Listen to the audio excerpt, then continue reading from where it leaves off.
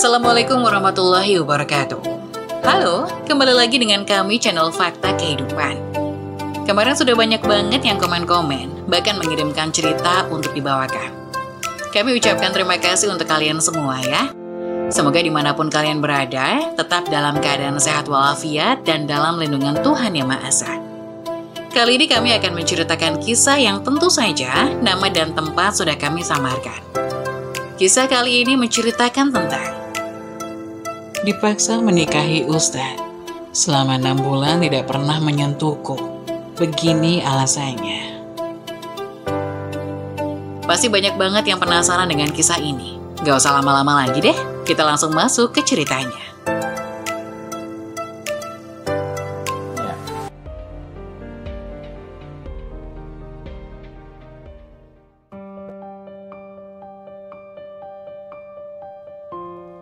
Dipaksa menikahi Ustadz.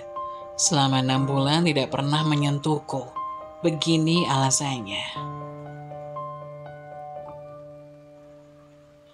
Ini kisahku. Baru pulang dari kuliah di semester 3 karena sudah waktunya liburan. Tetapi tanpa ku ketahui, ibuku menyiapkan perjodohanku. Jadi begitu aku sampai di rumah, ada ramai sekali orang. Tetanggaku bahkan tersenyum penuh makna. Aku korban film emak-emak. Kukira ada salah satu keluargaku yang meninggal. Aku sangat takut sehingga langsung masuk ke dalam rumah. Dan ternyata ada bapak dan ibu yang lagi ngobrol santai. Tidak ada lantunan yasin atau tangis seperti yang kubayangkan. Jadi ini hanya imajinasiku saja. Aku bernapas lega, lalu menyalimi orang tuaku dan beberapa tamu. Sempat terpikirkan ada acara apa di rumah, sampai banyak tetangga yang datang. Jikapun untuk menyambutku pulang, itu terlalu berlebihan. Anak baru pergi setahun dan belum lulus kuliah saja sampai mau bikin tasyakuran. Jadi kutanyailah ibu, dan jawabannya aku ditarik ke kamarku. Ibu menyuruhku berdandan. Katanya tamu penting akan segera datang. Aku kebingungan, mencegat ibu yang mau keluar kamar. Kutahan ibu dengan sedikit memaksa ingin tahu acara apa ini. Tapi ibu tidak memberitahuku. Aku pasrah, berganti pakaian sesuai acara diadakan. Sedikit berias, lalu menunggu di dalam kamar sambil bermain ponsel. Ada beberapa pesan dari temanku yang mengirimi foto sedang berlibur di pantai, dan ada pula yang pulang kampung seperti aku. Beberapa saat kemudian, di luar ramai sekali. Suara sambutan sekaligus jawaban salam serempak dari tamu. Ada pula suara ibu serta bapak. Siapa sih tamu pentingnya? Gumamku. Gatal ingin membuka pintu kamar dan mengintip. Namun aku tidak seberani itu. Cukup berdiam sambil merasakan suara-suara itu. Sama sekali tak kukenal. Bahkan baru pertama kali mendengar, sepertinya di luar keluarga. Saat pintu kamar diketuk, aku lekas membuka, walau hati berdebar-debar. Wajah tetangga yang menjadi teman masa kecilku, dulu sahabat terdekatku. Ia tersenyum penuh makna, lalu menunjuk ke arah luar, di mana itu ruang keluarga, tempat acara dilangsungkan. "Cie yang mau lamaran?" ucapnya sambil terkikik geli. Aku terkejut, langsung menyumbulkan kepalaku keluar. Ada satu laki-laki yang menurutku paling mencolok di sana, dikelilingi oleh orang tuaku dan mungkin orang tuanya juga. Hah? Enggak lah, aku belum mau nikah secepat itu, sangkalku menolak. Tentu saja, aku masih ingin hidup sendiri, mengurus diri tanpa memikirkan orang lain.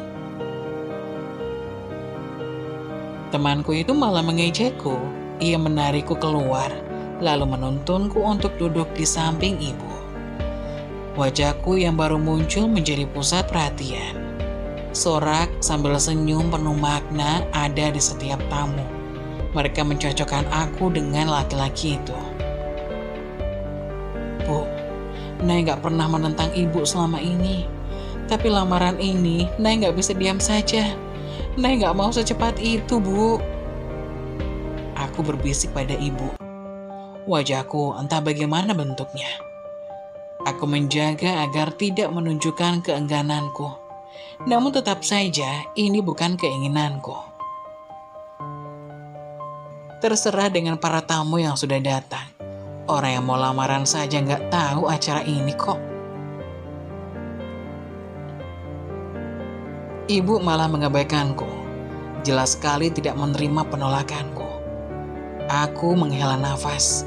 Ingin sekali menarik bapak agar membatalkan lamaran ini. Tapi pasti sama saja seperti ibu. Baru kali ini aku merasa kesal setengah benci kepada orang tuaku. Tapi aku tetap mencoba tenang. Senyum kuukir di wajah. Menatap para tamu yang sekarang melihat kami berdua. Aku dan laki-laki itu. Tampangnya bergamis serta memakai peci. Begitu juga pria setengah baya di sampingnya. Lalu wanita di samping kanan yang memakai cadar. Impian ibu sedari dulu. Sepertinya pandai dalam agama. Perasaan minder merasuk ke dalam diriku. Aku tidak sebaik itu dalam beragama. Hanya mengenal sedikit. Tapi paham bagaimana kewajiban wanita. Aku juga mengidolakan memakai cadar. Memakai pakaian longgar yang cantik. Namun tidak pernah ada kesempatan untuk mencoba. Nay, duduk di samping Nak Aizan. Tutur ibu sambil bergeser duduk, memberi tempat untukku di samping laki-laki yang dipanggil Aizan. Ayo salaman biar akrab, seru tetangga yang tidak sabar dengan lamaran ini. Semuanya tahu bahwa kami dijodohkan, tentu tidak saling kenal. Lagi pula, mengapa mereka tampak lebih bersemangat? Menyebalkan. Aku tidak berani menjabat tangan dan semacamnya, hanya saling diam. Sampai Aizan memulai menangkupkan kedua telapak tangan menghadapku, aku membalasnya.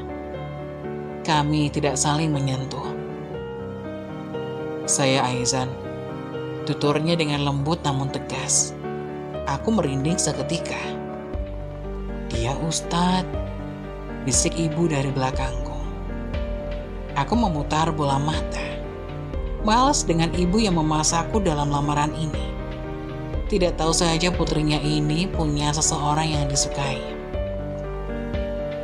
Saya Nay, balasku. Nama panjang dong. Ibu mendesak lagi. Aku menoleh ke ibu, menghela nafas, mencoba sabar, tentunya menghadapi ibu. Saya Naisyatur Rahma, ulangku menuruti ibu. Laki-laki itu tersenyum tipis. Sempat melihatnya, tapi aku malah mencebik. Pasti Aizan sedang mengejekku karena mau saja menuruti ibu. Nay umur 22 tahun, Nak Aizan umur berapa? Ibu menyelaku di belakang, mendekatkan kepalanya di sampingku. Saya 27 tahun, Bu. Aizan tersenyum membalas ibu. Mau saja menjawab pertanyaan ibu yang agaknya sudah ditanyakan sebelum aku datang. Aku melotot. Yang benar saja, 27 tahun. Seperti salah satu dosenku. Memang bisa terbilang muda, tapi aku inginnya jarak usianya tidak terlalu jauh. Fix, aku tidak cocok. Wah, bagus dong, cocok sama Nay, seru ibu. Lagi, aku menoleh pada ibu. Ingin sekali memohon pada ibu agar membatalkan lamaran ini. Sungguh aku tidak ingin. Usahaku untuk membatalkan lamaran tidak ada yang berhasil. Pasrah saja saat jariku tersemat cincin. Kupandangi benda itu di jari manisku, lalu menghela nafas, entah yang keberapa. Tamu sudah pergi, laki-laki itu juga sudah pulang. Sisa orang tuaku yang mengobrol di luar. Aku merebahkan diri ke kasur, menutup wajahku dengan bantal. Perasaan menyesal merasukiku. Beberapa bulan tanpa bertemu lagi, pernikahan dilaksanakan. Aku terpaksa cuti dari kampus demi kelancaran acara yang sebentar lagi akan dimulai. Riasanku sudah selesai. Pakaian putih dengan kebaya melekat di tubuhku. Beberapa kali aku menatap kaca yang memantulkan bayanganku. Pernah terbayangkan akan mengenakan pakaian ini di pernikahanku yang penuh kasih. Bersama orang yang kusuka yang juga menyukaiku. Bukan saat ini maksudnya. Masya Allah, putri ibu cantik banget. Tutur ibu sambil menangkup telingaku, menghindari merusak riasan. Sempat merasa kesal begitu ibu datang. Namun saat mata yang kukenal berkaca-kaca, aku tidak bisa menahan diri. Memeluk ibu sambil mengusap punggung beliau dengan lembut. Memang menikah perjodohan, tidak dapat dipungkiri perasaan orang tua melepas putrinya kepada laki-laki yang dipilih juga mengharukan. Seperti sedih, anak yang dirawat sudah akan meninggalkannya dengan pasangan. Aku turut menangis, walau bukan pernikahan yang kuinginkan. Aku sedih karena berakhir seperti ini. Namun bukan berarti aku tidak bersyukur akan takdir yang sudah direncanakan sebegitu rapi dan pas untukku. Akad dilaksanakan. Hatiku bergetar saat mendengar lantunan syahdu yang menembus sanubariku. Impianku sedari dulu. Hal yang kudambakan ketika akan menikah. Qabiltu nikahaha wa taswijaha alal mahril maskur wa raditu bihi wallahu waliyu taufik. Suara itu dijawab dengan seru, sah para saksi yang hadir. Kemudian dilanjut doa-doa oleh penghulu yang diikuti tamu serta pengantin. Aku menunduk, menahan air mataku supaya tidak menetes di saat seperti ini. Memejamkan mata adalah cara terbaikku. Lalu mengusap ke wajahku dengan penuh penghayatan. Saat aku disuruh menyalimi Aizan, aku sedikit gugup.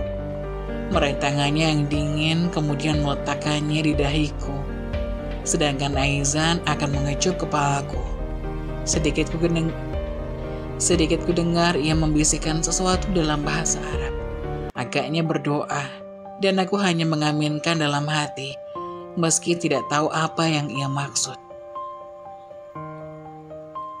Begitu selesai, aku bisa merasakan kelegaan.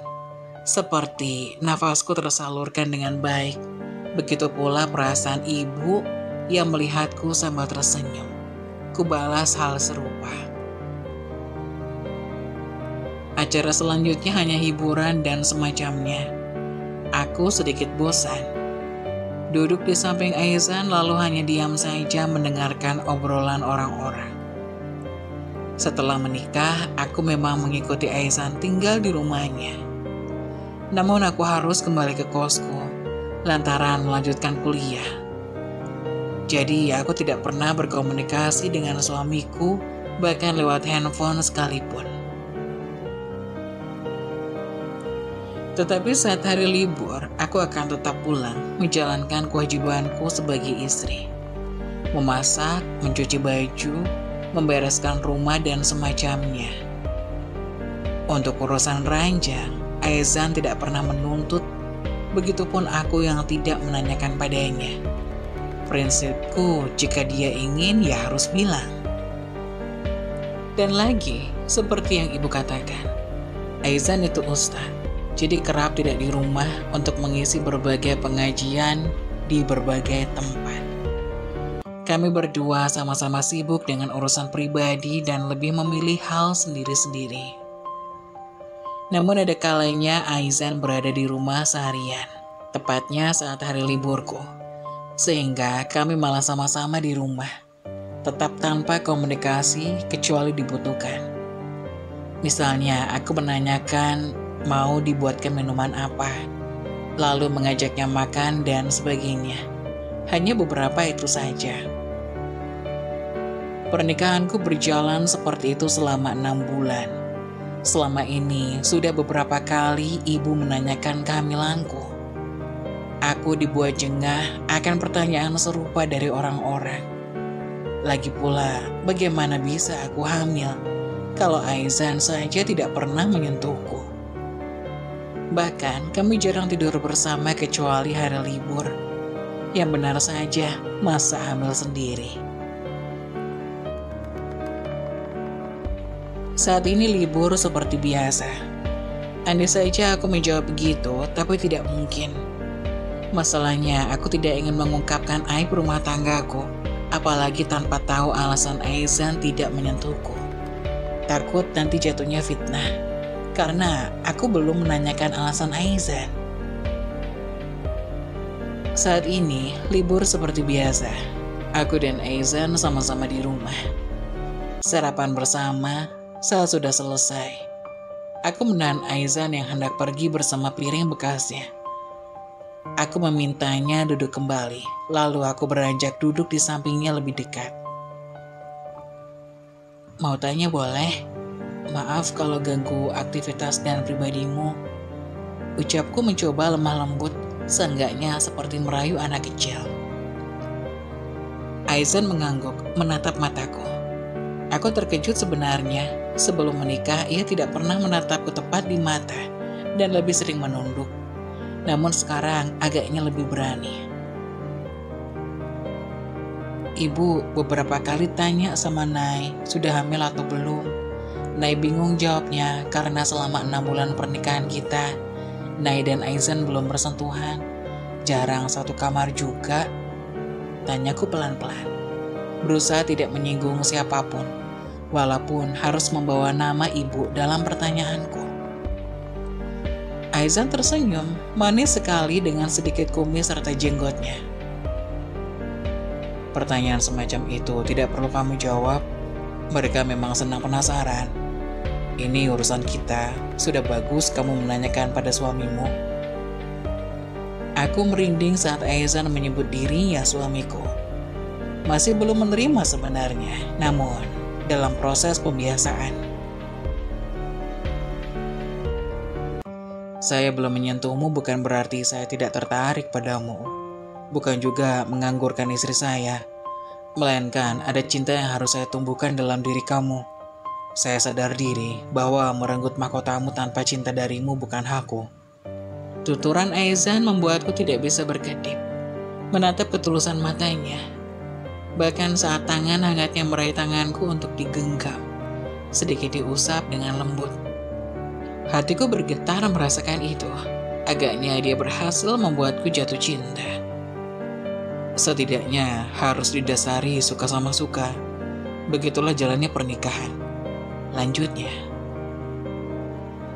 Setelah pembicaraan kami di meja makan, aku dengan sadar diri menyerahkan seluruh hatiku, bahkan tubuhku kepada Aizan.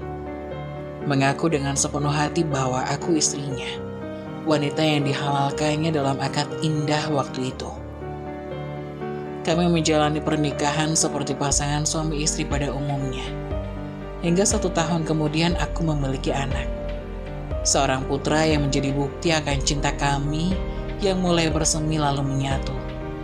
Kegembiraan tampak di wajah kami berdua. Putra yang lahir itu bagaikan anugerah untukku.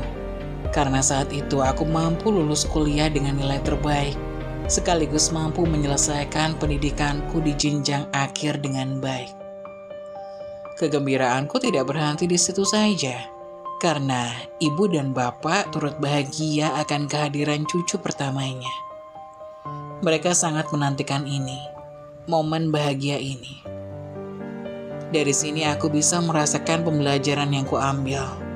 Mungkin dari apapun yang terjadi dalam hidup kita, jangan buru-buru untuk membenci, melainkan jalani saja. Walaupun dengan setengah hati, namun kamu akan segera merasakan bagaimana manfaat takdir itu datang kepadamu.